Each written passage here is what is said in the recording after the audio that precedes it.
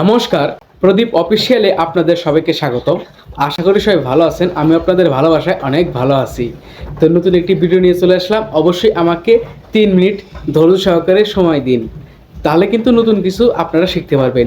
তো আজকে আপনাদেরকে আমি শেখাবো কিভাবে আপনার ডিলিট হওয়া ভিডিও বা ডিলিট হওয়া যাওয়া ছবি আপনি কিভাবে আনবেন।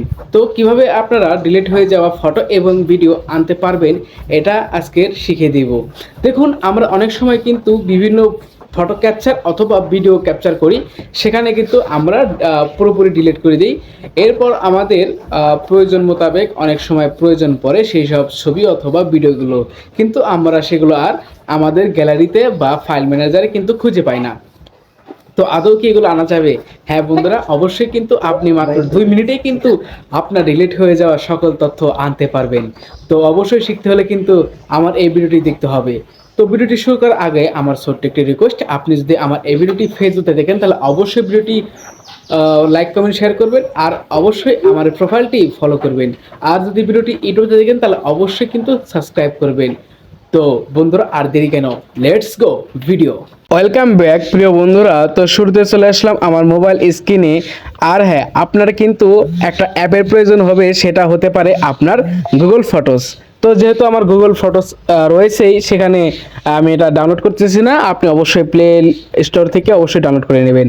তো এখানে আসার পর আমি আপনাদের দেখাবো কিভাবে আপনারা ডিলিট হওয়া ভিডিও অথবা ছবিগুলো খুঁজে পাবেন। তো কি করবেন, অবশ্যই এখানে উপরে যে একটা আপনার জিমেলের আইকন দেখাবে, আমার জিমেলের আইকন কিন্তু এখানে শো করতেছে, আপনাদের শো করবে। তো অবশ্যই কি করবেন, ট্যাপ করবেন, আপনার জিমেল আইকনে ট্যাপ করে দিবেন। তো আমি ট্যাপ করে দিলাম। এরপর এখানে দেখুন এই যে প্রদীপ বিশ্বাস, এটা কিন্তু আমার জিমেল অ্যাকাউন্ট। তো এখানে তার নিচে একটি নাম রয়েছে গুগল অ্যাকাউন্ট। তো অবশ্যই কি করবেন, গুগল অ্যাকাউন্টে ট্যাপ করবেন। তো আমি ট্যাপ করে দিলাম। ট্যাপ করে দেওয়ার পর বর্তমানে কিন্তু আমার যে গুগল অ্যাকাউন্ট আছে সেই গুগল অ্যাকাউন্টে ভিজিট করেছে। এখন দেখুন এখানে একটি অপশন রয়েছে ডাটা অ্যান্ড প্রাইভেসি, লক্ষ্য করেছেন? তো অবশ্যই এই ডাটা অ্যান্ড প্রাইভেসিতে ট্যাপ করবেন। তো আমি ট্যাপ করে দিলাম। ট্যাপ করে দেওয়ার পর এরকম একটা ইন্টারফেস চলে আসবে। দেখুন এখানে কিন্তু অনেক কিছুই ডকুমেন্ট রয়েছে। এই যে দেখুন এখানে দেখা আছে content saved from Google service. এখানে ইউটিউব আছে, তারপর আছে আপনার প্লে স্টোর, তারপর আছে জিমেল, এরপর আছে আপনার গুগল ফটো।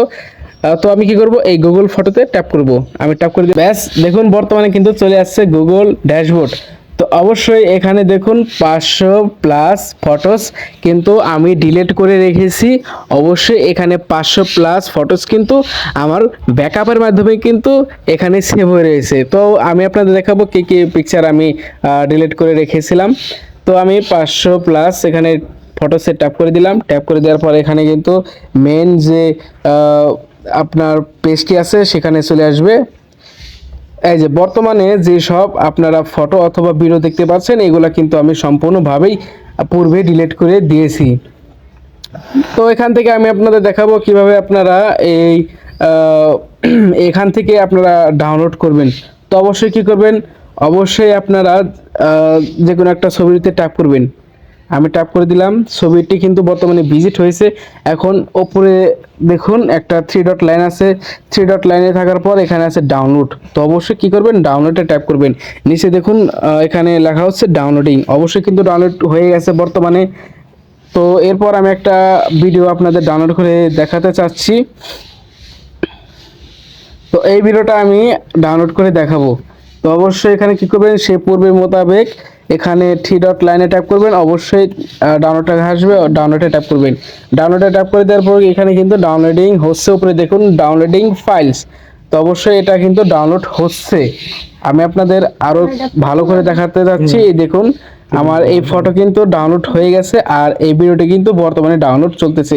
তো এইভাবে আপনারা কিন্তু পুরাতন ছবি অথবা ভিডিও খুব সহজে ডাউনলোড করে নিতে পারবেন। তো আমার এই ভিডিও দেখে যদি আপনি অল্প হলেও শিখতে পারেন বা উপকৃত হন, তাহলে অবশ্যই আমার এই ভিডিওটি আপনি শেয়ার করে আপনার টাইমলাইনে রেখে দিবেন, যাতে অন্য কেউ দেখে শিখে নিতে পারে। তো অবশ্যই নতুন নতুন টেকনোলজি বিষয়ক ভিডিও পেতে প্রদীপ অফিসিয়ালের সাথে থাকবেন। আর হ্যাঁ, অবশ্যই কিন্তু সকল কমেন্টে লাইক কমেন্ট শেয়ার করবেন, আর আপনার মতামতটুকু কমেন্টের মাধ্যমে জানিয়ে দিবেন। তো আজ এই পর্যন্তই, ভালো থাকেন, সুস্থ থাকেন।